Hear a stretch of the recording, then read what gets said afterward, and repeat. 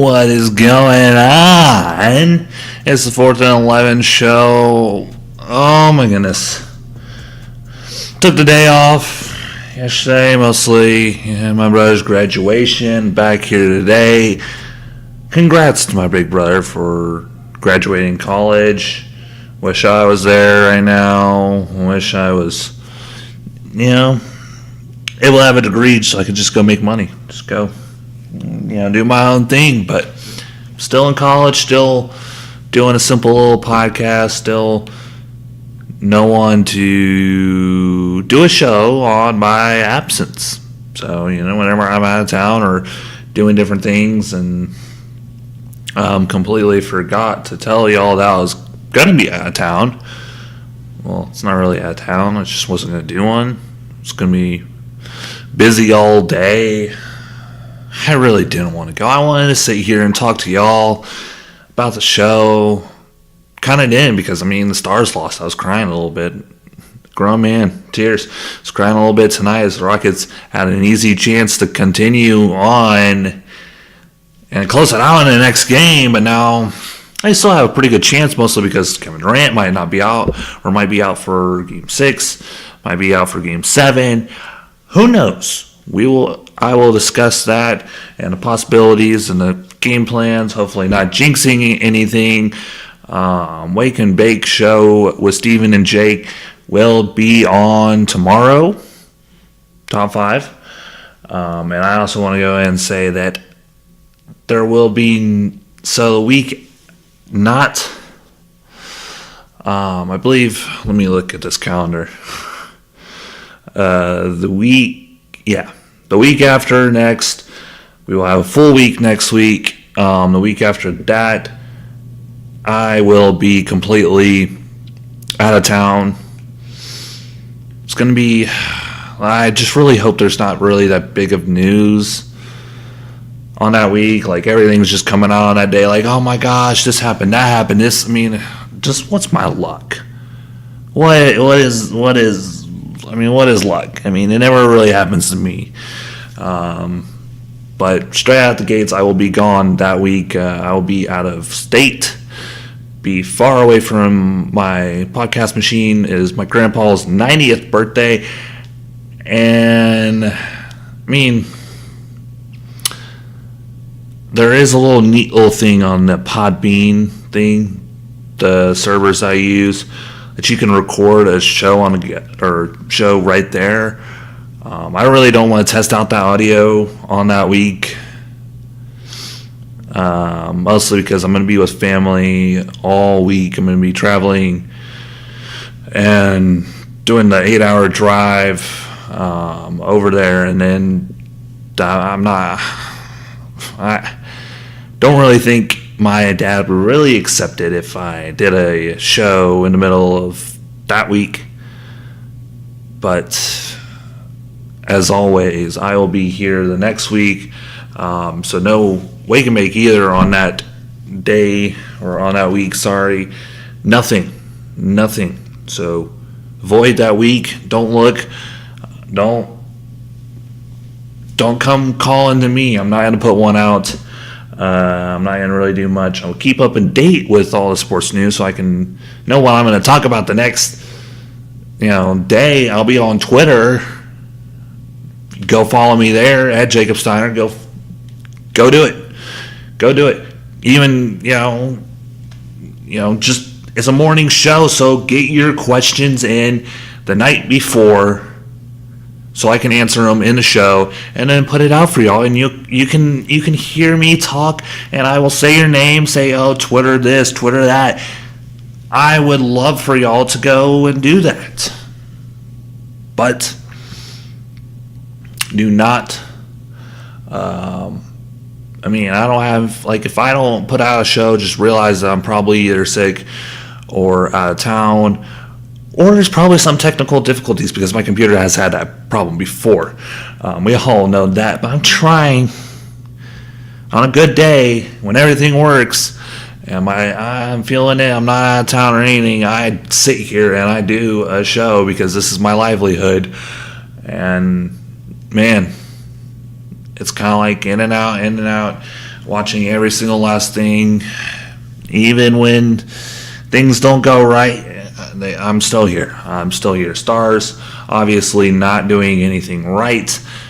That was a crappy game. If you were watching that game, you puked yourself, because that was a really good game by the goalies, Ben Bishop, and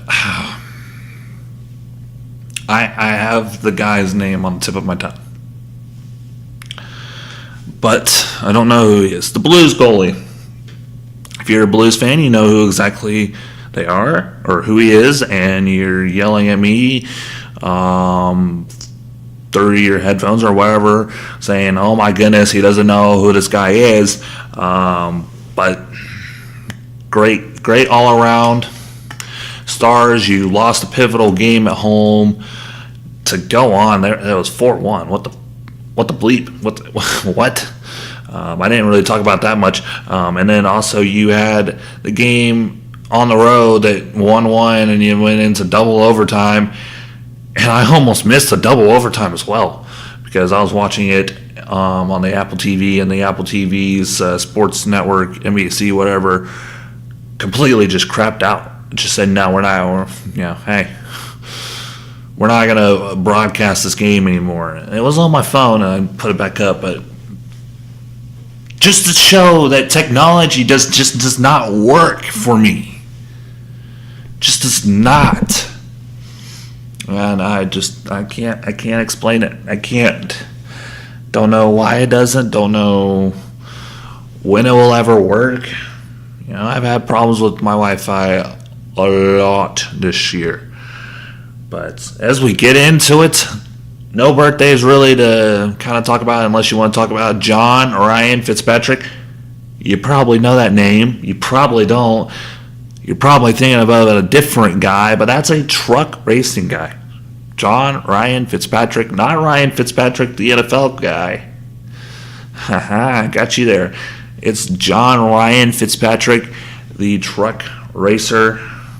So, happy birthday out to him. You got a name that sounds like someone else's name that's more popular than you. That's kind of cool. It's kind of like having the Michael Jordan name. Michael Jordan, everyone looks up like, oh, you've seen that commercial where he's like,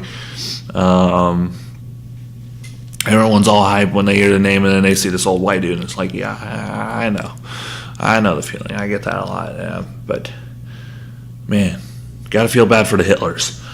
Well, anyway, the Rockets and the Warriors, 3-2. Kevin Durant had almost an Achilles injury. It looked like it, and then he got it back, or then they got the results back. It's a right calf strain, which is good news for the Warriors. He might be back in the next series if they make it on.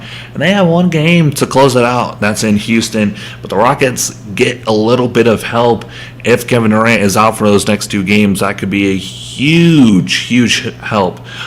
Huge help, because the Rockets, if they get out strong at home, and Kevin Durant's out for Game 7, you got to admit, that's going to be, get your popcorn out, get ready for this, because Steph Curry's going to have to play. And Steph Curry can play. He hasn't played very well in this series. He was at half. I think it was 24% shooting, was like 1 for 9, 2 for 9 or something from 3. He was like, he was god awful. He was just terrible. But props out to him. He came back in that late in that third quarter, had 14 points in fourth quarter as well. He played pretty well in Kevin Durant's absence. They got the win 104-99. The Rockets definitely need, they don't have DeMarcus Cousins. They don't have the size inside. So Clint Capella needs to get the ball. He's got 6 points in those last few games. He had 14 rebounds, which is holy freaking crap. He's getting rebounds. He's hustling for y'all, and y'all can't feed him the freaking rock. Eric Gordon kind of had a good game, but also struggled in the long run. 3 for 10 from 3. James Harden was 3 for 9 as well. The Rockets, they had an opening, and they just lost it down there at the end. Oracle was loud, crazy, whatever you want to call it. But man, the Rockets had a chance because we probably know Kevin Durant is more than likely out for Game 6, and if they would have won this one, they're at home, and they have not lost to the Warriors yet this season, I think, at home. No. Maybe, I don't know. I know it was a 3-1 in the regular season. I think the last one might have been at Oracle. But if it was not, I will figure it out, and I will correct myself in the next show. But, I mean, the Rockets play pretty well. They have a better record at home than they do on the road, especially in Oracle. 1-10 now, I think it is, for the Rockets on the road in the playoffs at Oracle. So, yeah, I mean, you're not really going to close it out in Game 7, especially not if Kevin Durant's there. You couldn't slow him down in Game 1, Game 2, Game 3, Game 4, Game 5 until he got hurt. But if he's out for the next 2 games, Rockets, you have an opening, but you got to play hard. You got to feed Clint Capella. Clint Capella during the regular season pretty much averaged a double-double, had a whole bunch of points. He was easy to feed. Obviously, the Warriors are playing him the way they want to. They want him to make that pass. They want to clog the lane and then just tell him to make a good pass to the chest right there in the shooter's pocket. And Clint Capella has not done that. And that's a huge no-no, and that's a huge coaching tip that Mike D'Antoni has to get into. And in the offseason, if I'm the Rockets or if I'm Clint Capella, I'm looking at that tape and be like, yeah, they're closing in on me, but I can't make that pass outside. I got to make that pass. You're not a point guard, but a lot of NBA big man can make that pass. Your other guy, Nene, can make maybe a few of those passes, and I just don't know. Just don't know how it's going to really play out for the Rockets in those next few games. It's going to be a hard one to see if Kevin Durant for the Warriors does not make it. You saw most of those bandwagon fans. If you're not a bandwagon fan for the Golden State Warriors, this is not for you. But most of those bandwagon fans are just like, oh my goodness. I'm astonished. I don't know anyone on our bench, and our bench is going to be playing because Kevin Durant got hurt. Yeah, so bench depth going to be a huge, huge key. If the Rockets can get rid of maybe in foul trouble Steph Curry and Klay Thompson, obviously the Warriors without Kevin Durant do not look very good.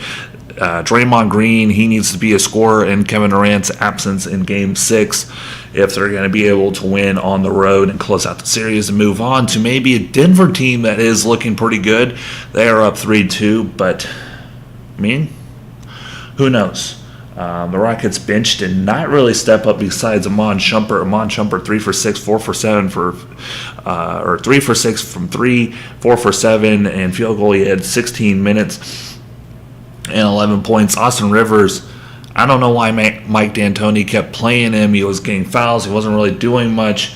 He had 4 fouls. He had a plus-minus of -20. He had 2 points, 1 for 6, 0 for 4 from 3 in 24 minutes. That's a lot. That's a lot. He was probably mostly the key that we lost the game. But I can think of plenty of different keys to where we lost the game. Chris Paul having 11 points, 6 assists, coming off a pretty good game. Chris Paul needs to be in the offense. Clint Capella needs to be on the offense. And the Rockets, they usually don't score under 100 points, and they've done it countless numbers of times in the series. And it has not, or at least in the playoffs as well, they have not looked pretty good on the offense. I thought coming into the playoffs they were going to be really hot. You saw a lot of those games already. They're scoring 140, 150 almost. It was like, holy crap, the Rockets are red hot going into the playoffs. And I thought they were going to get the 3rd seed, but then they didn't. And then they take down Utah, and I was like, we kind of were slowing down a bit on the offensive end. And then, wow, okay, let's get into this now. Let's dig down. You got Kevin Durant out. Rocket fans, if you're hyped, get your popcorn ready because Game 6 is going to be, if that's a blowout, good. You got the momentum. Take it into Game 7. Take it into Oracle. I will keep y'all up to date if Kevin Durant is not playing Game 7. But Kevin Durant, 22 points before he left. He had a -1. And Kevin Durant is...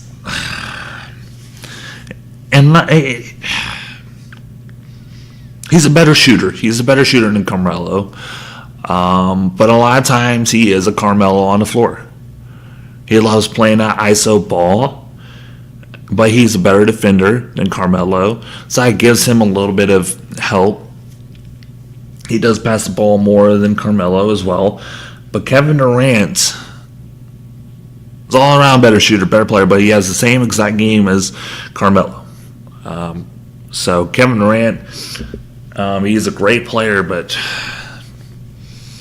shoot, the Warriors look like they didn't even need him for most of that game. Kevin Durant helped them get that 20-point lead, and then the Warriors gave it right up easy, and it looked like everything was going wrong, and everything went wrong when Kevin Durant went down with that injury, and then the Warriors completely took away the Kevin Durant injury. They're like, oh yeah, Kevin Durant might be leaving next year,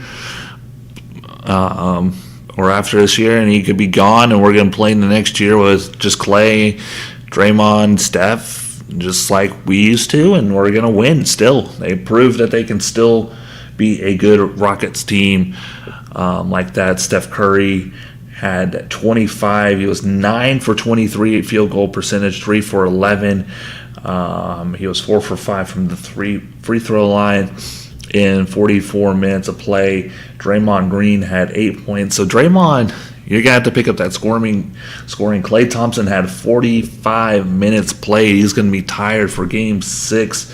He had 27 points. He did get off to a hot start, but cooled off late in that game. And bench, still no help for the Warriors. Jerebko had 3 points and a high of Kevin Looney with 5. Kevon Looney. I'm stupid. But the Warriors they don't have Kevin Durant, so that bench is going to have to play. They're going to need some minutes, probably out of Jordan Bell. Jordan Bell, I really thought he was going to play in this series. He really hasn't. Played for a little bit, I think, in Game 4. But Jordan Bell's going to need to play. John Livingston's going to need to play. They're going to need more points out of Klay Thompson and Steph Curry. Steph Curry's going to have to go for 35, almost 40 if they're going to have to beat the Rockets at Toyota Center. Draymond Green's going to have to score double digits. And you're going to have to hope for a Rockets off night. And that's very possible. That is very possible. We saw it last year. They went 0 for 27 for 3 in playoffs. They were Game 7, just froze under pressure. Let's hope that does not happen again if you're Rockets fans. But let's move in to the other game that was last night, Boston and Milwaukee. Milwaukee, they didn't sweep, but they were 4 straight wins. They got off to a rough start, and then they just came in and just killed Boston's bench. Morris had 14 points, but the rest... Well, I mean, there was a 7 in there. There's a 7. You want more. They had a whole... Dang. Everyone played for that team, but they scored 91 points. Jaylen Brown, 12 points. Jason Tatum, 14. Kyrie, 15. Al Horford, 9. Baines had 0 points. You're going to have to get a lot more production out of your starters if you're going to move on in the playoffs, and they obviously didn't. So Boston looked hot, fell off at the end. They were 5-0, and now they're 5-4 in the playoffs. Still a winning record leaving the playoffs, but man, what a way to end it there for Boston. They figure out maybe Kyrie's not going to be there next year. He's probably going to leave. Giannis Antetokounmpo had 20 points, a kind of a career playoff low almost, it looks like. I mean, he's been on into his playoffs, and it's just, they got plus 33 for the game, but they got help from their bench, unlike some of the other teams this playoffs George Hill 16. They had actually 3 players in double-digit points off the bench. Ilyasova, Brogdon coming big, and George Hill as well. And they also had everyone in their starting lineup except for Brook Lopez, who went a goose egg out there for the Bucks. Everyone else was in double digits as well as they beat the Celtics 116-91. The Bucks are looking red hot right now after sweeping the Pistons. They are now 8-1 in the playoffs.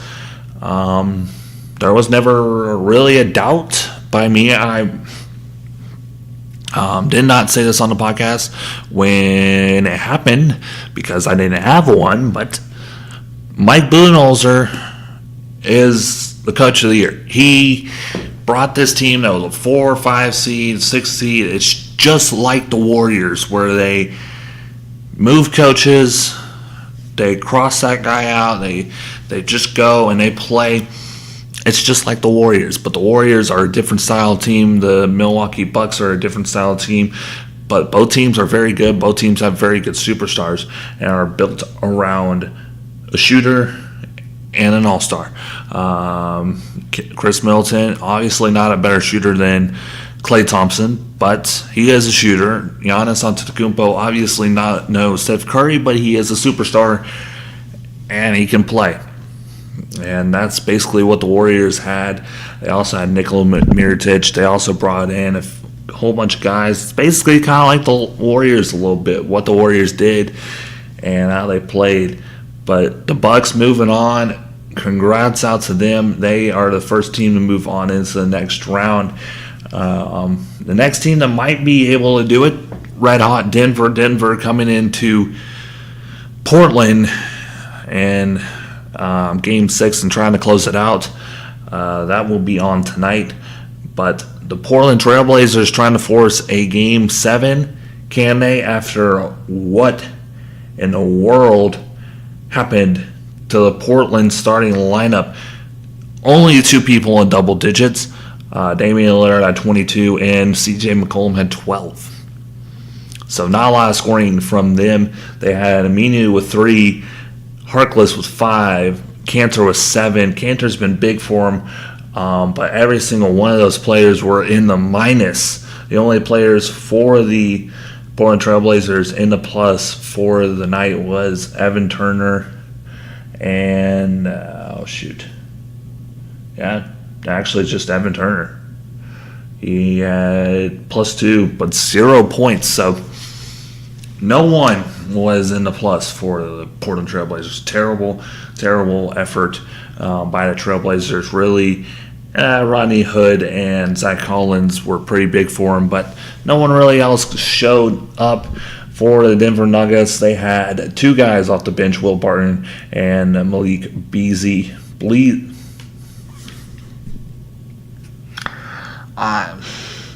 Malik Beasley.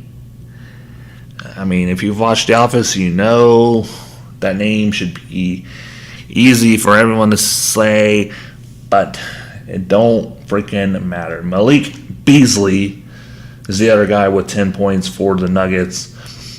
Everyone besides Craig had double-digit points in the starting lineup. Craig had 8. Millsap had 24, Jokic had 25, Murray had 18, and Gary Harris had 16. And I'm not going to jinx anything, but the Denver Nuggets, no matter how much I love Damian Lillard, I mean, Portland Trailblazers not my second favorite team. It's not. I just cheer for them because, I just like Damian Lillard. I like their team. They show a lot of heart, especially this year. But it's not going to happen. I mean, you're not going to win. I mean, you might win Game 6, but you're not going to win Game 7. But would I like to see it happen? Yes, because the Rockets not a fair chance to make it into the Western Conference Finals. And would I like to see Portland or Denver? I would rather it be Denver because Denver's a young team. The Rockets are more experienced in the Western Conf or in the playoffs, so it would be better. But don't really matter. This is a lesser series watched when it comes to the Western Conference side of the playoffs. But, man, both teams are trying to stay alive, trying to make it through. As Denver moves on 3-2 into Portland. That game on tonight. Also another game on tonight. Toronto trying to close it out on the road in Philly. Philly might as well just kind of call it quits because your bench is trash as well. Only person in double digits, Mike Scott. Man, what a way to just say this team's trash. I mean, we thought they were pretty good. Winning 2 games, they were 2-1, and then Toronto winning 2 straight, coming out making moves, 2 straight. Actually, yeah, 2 straight.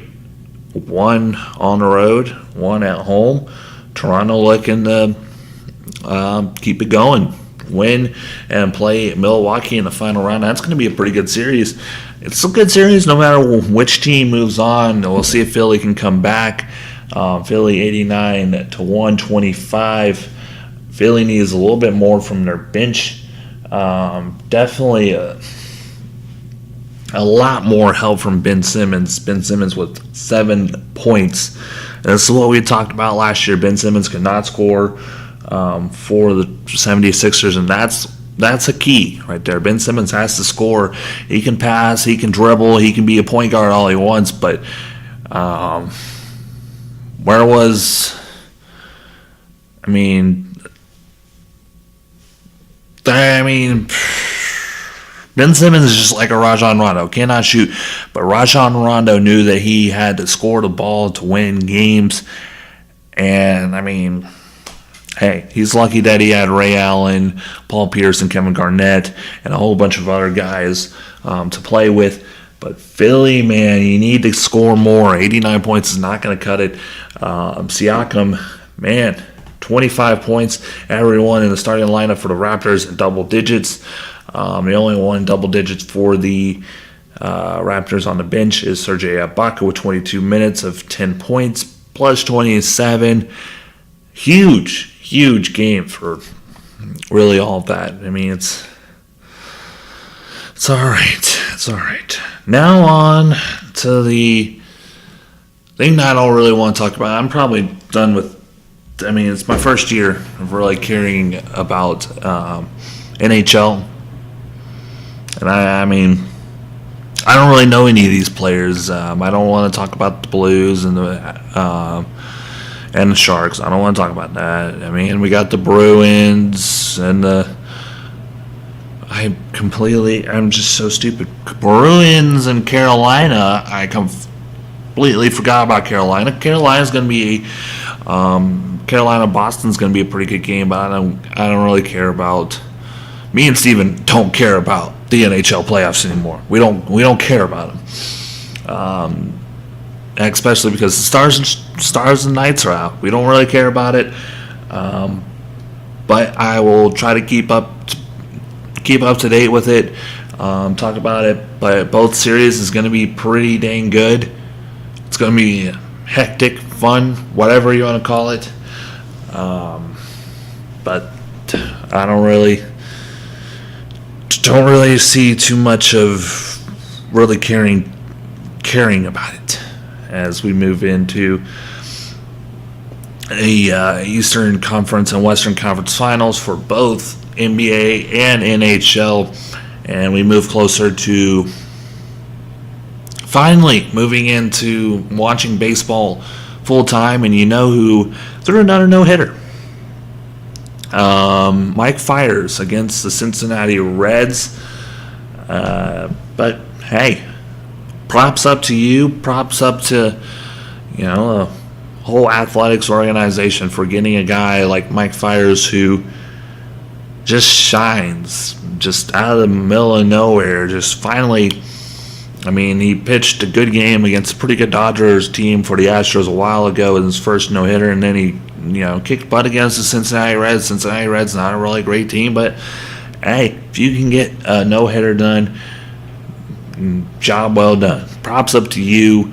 Props up to Mike Fiers. Props up to the whole thing. I think that's the first no hitter of the season. I really think it is. But props up to Mike Fiers. Real quick, the standings out there, because I really haven't checked in a while. New York closing in on Tampa Bay. Boston finally at 500. And then you have Toronto and Baltimore down there. Vlad Guerrero might be big later on. He's kind of been pretty good. Can't hate on the guy out there in the Toronto.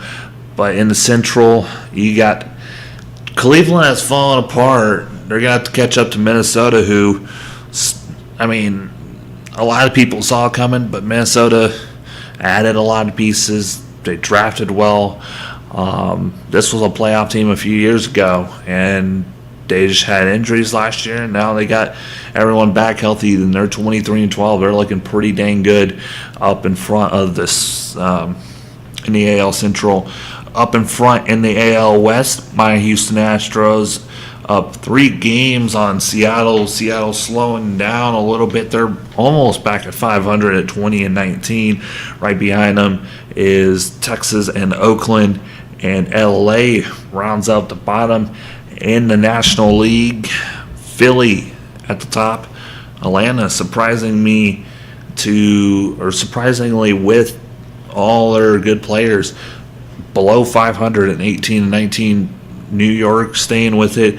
Washington, I thought they would be a little bit higher. They still have a little bit of pitching with Max Scherzer, Strasburg, and I mean they have some guys. They have Soto. They're pretty good, but they've just struggled. Miami, we don't really care about them. And to the Central, Chicago taking the lead in that 21-13. Milwaukee and St. Louis really close behind them, and then you got Pittsburgh and Cincinnati just kind of chilling out. We're not really caring about them. And down there in the West, you have the Dodgers, Padres, and Arizona for a tight race, and then San Francisco and Colorado just down there in the middle. Colorado, I thought you were going to be pretty good, but you're 16-20, throwing trash. But it's a slow start for Colorado. Well, I'm hoping that you'll be better. I'm hoping that you'll bring it up to the top. Bring it back up. Wake and Bake Show with Steven and Jake tomorrow. So start your morning off right with us, and we will be here to answer any and all questions. So hit me up on Twitter for some questions. We do it every morning, so get your questions in the night before so we can answer them.